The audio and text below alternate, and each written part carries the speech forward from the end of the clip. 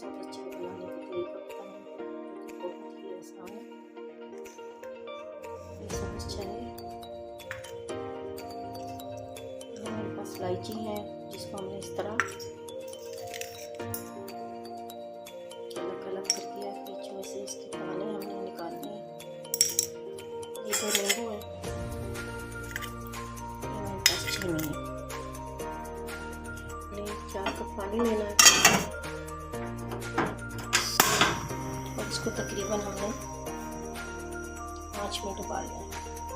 5 minute हो गए, पानी पक चुका है। अच्छी तरीके से अपने इसमें सब्ज़ चाय ऐड करनी है। इलायची इसके हमने दाने अलग कर दिए थे, चीनी हस्बे जायका।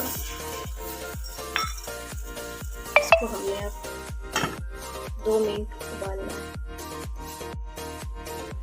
ये 2 मिनट हो चुके हैं। ये देखिए माशाल्लाह बहुत प्यारी खुशबू आ रही है।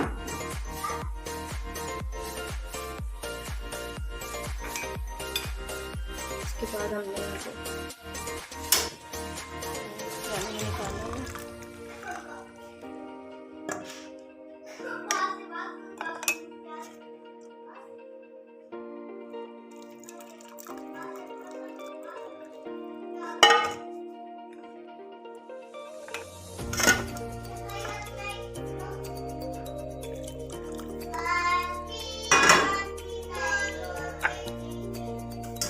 बाद हमने इसमें नींबू डालना है।